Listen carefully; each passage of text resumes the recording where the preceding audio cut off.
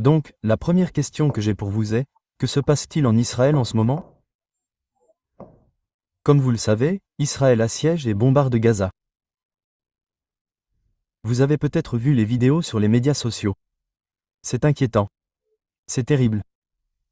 Que se passe-t-il?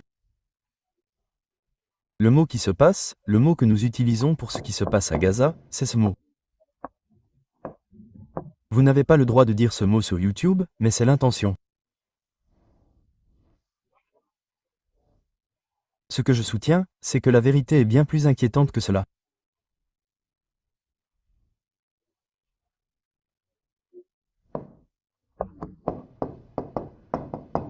Ce qui se passe réellement à Gaza, c'est un sacrifice rituel, et cela arrive assez souvent dans l'histoire de l'humanité.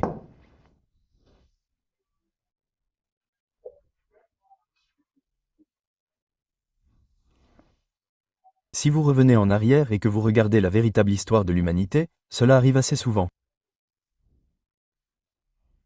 Certains des exemples les plus célèbres sont les Aztèques. Nous avons déterré des temples aztèques et à l'intérieur de ces temples se trouvent des milliers et des milliers de crânes humains. Donc, avant qu'ils ne partent en guerre, ils pratiquaient des sacrifices humains. Ils commettaient des massacres de masse de leurs ennemis en public. Les Aztèques étaient donc vraiment célèbres pour cela. Les Phéniens, plus précisément les Carthaginois, nous en parlerons plus tard ce semestre, mais les Phéniens étaient également célèbres pour un type particulier de sacrifice, le sacrifice d'enfants.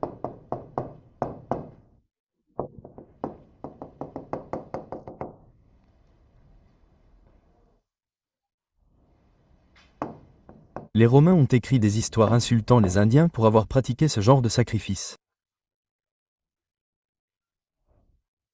Mais les Romains eux-mêmes pratiquaient le sacrifice humain. Ce qu'ils faisaient, c'est qu'après chaque grande guerre, ils capturaient tous les principaux dirigeants, tous leurs ennemis, et ils les faisaient défiler dans les rues de Rome. C'est ce qu'on appelle le triomphe. À la fin du triomphe, ils rassemblaient leurs ennemis au temple de Jupiter. Jupiter est leur dieu. Puis ils étranglaient à mort leurs ennemis. C'est un sacrifice. C'est un sacrifice humain. Ils ne l'appelaient pas comme ça, d'accord? Et ils le déguisaient en quelque sorte. Mais nous savons pertinemment qu'ils le faisaient. La question pour nous est donc de savoir pourquoi cela arrive. Pourquoi les Aztèques le font-ils? Pourquoi les Phéniciens le font-ils? Pourquoi les Romains le font-ils? Et pourquoi les Israéliens le font-ils aujourd'hui à Gaza? Et rappelez-vous, d'accord, ce que font les Israéliens est assez horrible parce que c'est vraiment ce genre de sacrifice. Pourquoi? Parce que 47% de la population de Gaza, soit près de la moitié, a moins de 18 ans. Donc la majorité des personnes qui se font tuer sont en fait des enfants. Ce qui est le plus frappant ou flagrant dans ce qui se passe à Gaza, c'est que nous pouvons tous le voir par nous-mêmes. Et c'est presque comme si les Israéliens voulaient que nous le voyions et que nous voulions que nous les détestions. N'est-ce pas? Vous pouvez voir que partout dans le monde, l'opinion publique se retourne contre Israël. Vous avez ces manifestations populaires partout dans le monde pour protester contre ce qui se passe en Palestine. S'ils voulaient vraiment faire ça, n'est-ce pas, il y a en fait des moyens beaucoup plus efficaces de le faire.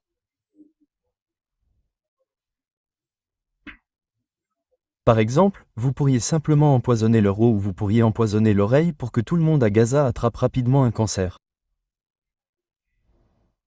N'est-ce pas? Nous avons la technologie pour le faire. Donc, Israël pourrait le faire en secret et personne n'en parlerait et dans 20 ou 30 ans, la population de Gaza aurait complètement disparu. Ce serait très secret, n'est-ce pas? Au lieu de cela, ils choisissent de faire cela devant le monde entier. Et ce que je vous dis, c'est que c'est intentionnel. Ils veulent que le monde les déteste parce qu'en faisant cela, ils créent le tabou ultime. N'est-ce pas? Nous trouvons cela dégoûtant et méprisant. Donc le monde entier s'unira contre Israël. Mais devinez quoi? C'est ce que veut leur religion. Dans la forme extrême de l'esquettement juif ou de la religion, ils croient qu'à la fin du monde, Israël combattra le monde entier et que Dieu aidera Israël à triompher à la fin.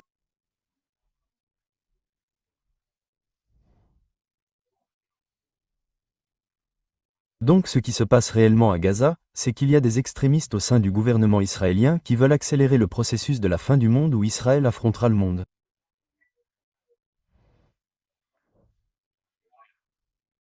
Et si vous y réfléchissez, l'idée même de ce sacrifice rituel est d'unir la population israélienne.